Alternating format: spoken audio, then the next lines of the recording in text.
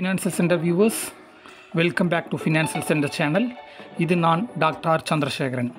இன்றைக்கி நம்ம பார்க்க போகிறது என்ன அப்படின்னா, மியூச்சுவல் ஃபண்ட் இன்வெஸ்ட்மெண்ட் அப்படிங்கிறது கடந்த ஒரு 2-3 வாரமாகவே மியூச்சுவல் ஃபண்ட் இன்வெஸ்ட்மெண்ட்டோட அட்வான்டேஜஸ், எதுக்காக மியூச்சுவல் ஃபண்டில் இன்வெஸ்ட் பண்ணணும், எப்படி பெனிஃபிட் அப்படிங்கிறதெல்லாம் போட்டிருந்தோம் பழைய வீடியோவில்.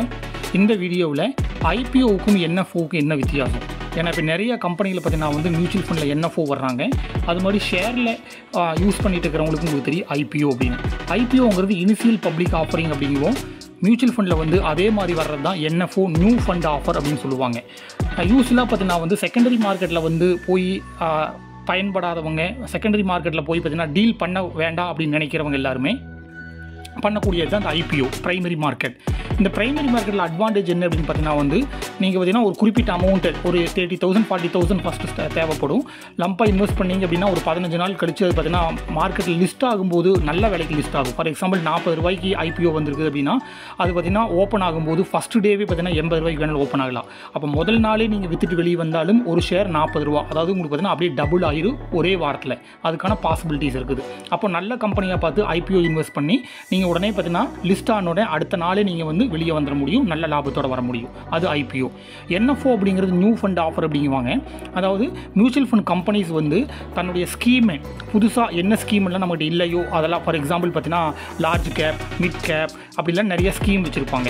ஆப்பர்ச்சுனிட்டி ஃபண்ட் இப்படி நல்லா ஃபண்டு பேர் சொல்லுவாங்க. இதில் என்ன ஃபண்டு என்ன ஸ்கீம் இல்லையோ அப்போ புதுசாக அந்த கம்பெனி அந்த ஸ்கீமை உருவாக்குற பேர் தான் என்எஃப்ஓ. இந்த என்எஃப்ஓவில் பார்த்தீங்கன்னா பெரிய அட்வான்டேஜ் என்ன அப்படின்னு கேட்டிங்க அப்படின்னா, நான் பல டைம் சொல்லிக்கிறேன், ஷேர் மார்க்கெட்டில் இன்வெஸ்ட் பண்ணுறத விட மியூச்சுவல் ஃபண்டில் இன்வெஸ்ட் பண்ணுறது பார்த்தீங்கன்னா பெனிஃபிட் அதிகம், அதே சமயம் ரிஸ்க் ரொம்ப கம்மி அப்படிங்கிறத. ஸோ சேஃபாகவும் இருக்கும். ஈவன் படிக்காதவங்க கூட நீங்கள் மியூச்சுவல் ஃபண்டில் இன்வெஸ்ட் பண்ண முடியும். பண்ணினீங்கன்னா பெனிஃபிட் அதிகம். அப்போது இந்த என்எஃப்ஓவில் யூஸ் பண்ணுறதுல என்ன அட்வான்டேஜ் அப்படின்னு கேட்டிங்கன்னா, இந்த என்எஃப்ஓவை பொறுத்தளவுக்கு, அதாவது மியூச்சுவல் ஃபண்டை பொறுத்தளவுக்கு நீங்கள் ஷேரை எப்படி ஒரு ப்ரைஸுக்கு வாங்குறீங்களோ அது மாதிரி மியூச்சுவல் ஃபண்டில் பார்த்தீங்கன்னா என்ஏவி அப்படின்னு சொல்லுவாங்க. என்ஏவி, நெட் அசட் வேல்யூ அப்படின்னு சொல்லுவோம். இந்த நெட் அசட் வேல்யூங்கிறது 100 ரூபீஸ், 200 ரூபீஸ், 300 ரூபீஸ், 500 ரூபீஸ் அப்படின்னு இருக்கும். அப்போ ஃபார் எக்ஸாம்பிள் 1000 ரூபீஸ் நீங்கள் எஸ்ஐபிஐ இன்வெஸ்ட் பண்ணுறீங்க அப்படின்னா உங்களோட பார்த்தீங்கன்னா 100 ரூபாய் என்ஏவி இருக்குது அப்படின்னா உங்களால் 10 யூனிட் வாங்கியிருப்பீங்க.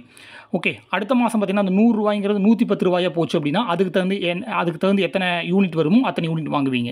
அப்போது என்ஏவியோட மதிப்பு அதிகமாக இருந்ததுன்னா நீங்கள் வாங்கக்கூடிய யூனிட்ஸோட மதிப்பு கம்மியாக இருக்கும். அதுதான் லாஜிக். ஆனால் இந்த என்எஃப்ஓவில் என்ஏவியோட மதிப்பு வெறும் 10 ரூபா தான் இருக்கும்.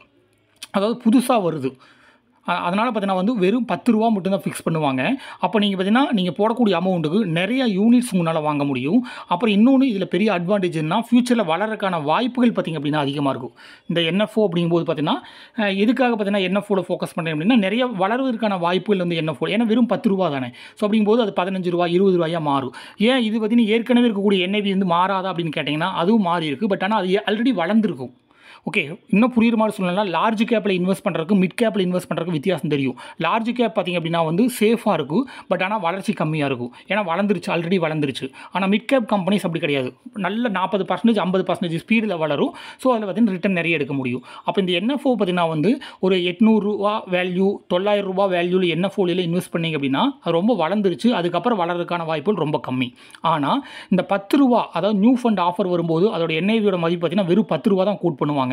அப்போ நீங்கள் வெறும் 10 ரூபாய்க்கு என்ஏவி பார்த்தீங்கன்னா நீங்கள் வாங்குறீங்க அப்படின்னா, நியூ ஃபண்ட் ஆஃபரில் வாங்குனீங்க அப்படின்னா உங்களுக்கு பெரிய லாபம் கிடைக்கிறதுக்கான வாய்ப்புகள் அதிகம் ஃபியூச்சரில் அப்படிங்கிறது தான். ஏன்னா புது ஃபண்டை லான்ச் பண்ணுறாங்க, அதோட என்ஏவி வெறும் 10 ரூபா தான் இருக்குது. புது இண்டஸ்ட்ரியில் போவாங்க. ஃபார் எக்ஸாம்பிள் இப்போ இந்த வாரத்தில் பார்த்தீங்க அப்படின்னா அதாவது ஜூன் 3rd வீக்கில் இப்போ போயிருக்கக்கூடிய ஃபண்டு பார்த்தீங்கன்னா ஆதித்ய பிர்லாவுடைய குவாண்ட் ஃபண்ட் அப்படின்னு ஒரு ஃபண்டு லான்ச் பண்ணிக்கிறாங்க. இதுக்கு என்எஃப்ஓ போயிட்டு இருக்குது. ஸோ இது பார்த்தீங்கன்னா குவாண்ட் ஃபண்ட் அப்படின்னா மெஷினே பழைய ஹிஸ்ட்ரியை வச்சு எதெல்லாம் லாபம் அதிகமாக கொடுத்துருக்கூடிய ஷேருன்னு சொல்லி போட்டு ஏஐ, ஆர்டிஃபிஷியல் இன்டெலிஜென்ஸ் சொல்கிறோம் அல்லவா, அந்த ஏஐ மூலிமா செலக்ட் பண்ணி நல்ல கம்பெனியாக மெஷினே பார்த்தீங்கன்னா தப்பு பண்ணாமல் அதே பார்த்தீங்கன்னா ப்ரோக்ராமிங் பண்ணி வச்சுருப்பாங்க. பெஸ்ட்டு கம்பெனிஸ் எடுத்து இன்வெஸ்ட் பண்ணும். ஸோ அதுக்கு பேர் தான் குவாண்ட் ஃபண்ட் அப்படிங்குவாங்க. ஸோ அது மாதிரி அடுத்த வாரம் பார்த்திங்க அப்படின்னா ப்ராபபிளி பார்த்தீங்கன்னா ஜூலை 1st வீக்கில் 2ஆம் தேதிக்கு பின்னாடி பார்த்தீங்கன்னா ஐசிஐசியோடைய ஆப்பர்ச்சுனிட்டி ஃபண்ட் அப்படின்னு சொல்லி ஒரு ஃபண்டு பார்த்தீங்கன்னா என்எஃப்ஓவில் வருது. ஸோ இது மாதிரியான ஃபண்ட் எல்லாமே பார்த்திங்க அப்படின்னா வெறும் 10 ரூபாயில் கோட் பண்ணுவாங்க. இந்த ஃபண்டில் நீங்கள் இன்வெஸ்ட் பண்ணினீங்க அப்படின்னா லோ ப்ரைஸாக இருக்கும், வெறும் 10 ரூபா தான். ஸோ அப்போ நிறையா குவான்டிட்டி வாங்க முடியும் அல்லவா. அடுத்தது ஃபியூச்சரில் க்ரோத் ஆகும். ஏன்னா 10 ரூபா இருக்கிறது தான் 100 ரூபாயோ 1000 ரூபாயோ வாரதுக்கான வாய்ப்புகள் அதிகம். ஆனால் 1000 ரூபாயாக இருக்கிறது பார்த்திங்க அப்படின்னா அப்படின்னா வந்து அதுக்கு மேலே வளர்றதுக்கான ஸ்பீடு கம்மியாக இருக்கும். அடுத்தது காஸ்ட் ரொம்ப கம்மியாக இருக்கும். நீங்கள் நார்மலாக மியூச்சுவல் ஃபண்டில் போடுறீங்க அப்படின்னா உங்களுக்கு எக்ஸ்பென்சஸ் ரேஷியோவெல்லாம் வந்து அதிகமாக இருக்கும். பட் ஆனால் இங்கே வந்து எக்ஸ்பென்சஸ் ரேஷியோ கம்மியாக இருக்கும்போது நீங்கள் போடக்கூடிய முழு அமௌண்ட்டும் உங்களுக்கு என்ஏவியில் போய் சேரும், உங்களுக்கு யூனிட்ஸை வந்து வாங்கும். ஸோ இந்த பெனிஃபிட்ஸ் எல்லாம் என்எஃப்ஓவில் அப்ளை பண்ணுற மூலிமா, என்எஃப்ஓவில் நீங்கள் பார்த்தீங்கன்னா மியூச்சுவல் ஃபண்டில் இன்வெஸ்ட் பண்ணுற மூலிமா உங்களுக்கு கிடைக்கும். நீங்கள் என்எஃப்ஓவில் பொறுத்தளவுக்கு லம்ப் இன்வெஸ்ட்மெண்ட்டும் கூட பார்த்தீங்கன்னா தைரியமாக இன்வெஸ்ட் பண்ணலாம். ஏன்னா வெறும் 10 ரூபாயும் போது நீங்கள் 2 லட்சம் 3 லட்சம் இன்வெஸ்ட் பண்ணும்போது 1 இயர் 2 இயர்ஸில் பார்த்தீங்கன்னா அந்த 10 ரூபாய்ங்கிற 20 ரூபாயோ 30 ரூபாயோ மாறினா கூட உங்களுக்கு பெரிய லாபம்.